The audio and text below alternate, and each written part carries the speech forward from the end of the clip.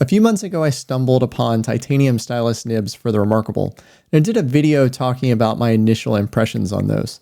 And in that video, I mentioned that I really enjoyed the writing feel, and that I wasn't having any obvious scratching issues on the reMarkable, and that I was going to risk it and give it a go and see what I thought about them. So I've been using these nibs for about 5 months now, and I have a little bit of an update for you, which is about a day ago, my reMarkable marker started to not write at full pressure when writing on the edge of it. So when writing straight up and down, it wrote just fine.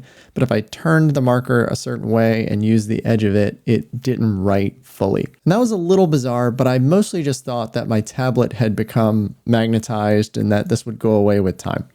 But I had a number of other stylus around and I tried those and those worked just fine. And that started to tip me off that something might not be quite right. So what I did to try and debug what was going on is I went ahead and took the titanium nib out and swapped it with a reMarkable nib. And I was getting the same exact behavior with it. And so when straight up and down, it would write just fine. And when on an angle, it would start to kind of give out a little bit. I also tried Wacom felt tips and all of my nibs are now doing the exact same thing. So I really started noticing this maybe a day or two ago, but if I think back, I probably saw the first signs of this maybe a week ago. About an hour or so before I went to record this video, that marker has now completely stopped working. With the titanium nibs, it doesn't write. With the reMarkable nibs, it doesn't write. And with the Wacom felt tip nibs, it also doesn't write. Just to give you an example, so if I go over here and I try and write, it's not going to write. If I write on the edge, still doesn't write. But if I take the Kaweco, writes just fine. Take the Lamy, writes just fine.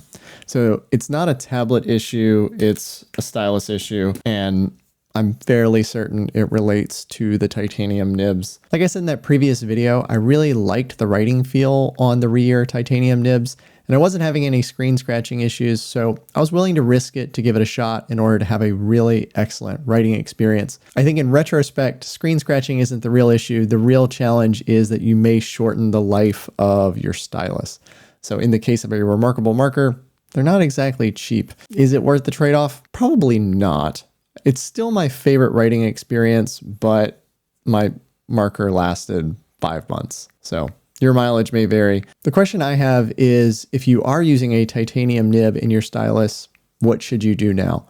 And I guess, first of all, this is not legal advice. Please don't come to me if you run into issues. You need to take this risk for yourself.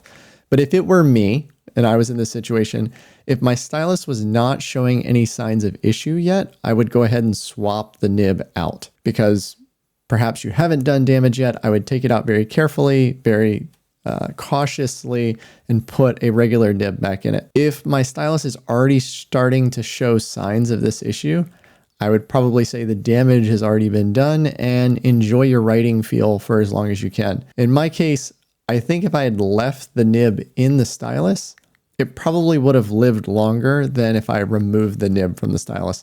And that was kind of my original opinion with the titanium nibs as well, which is you want to limit wear and tear on the inside of your stylus from repeated insert and removal of nibs.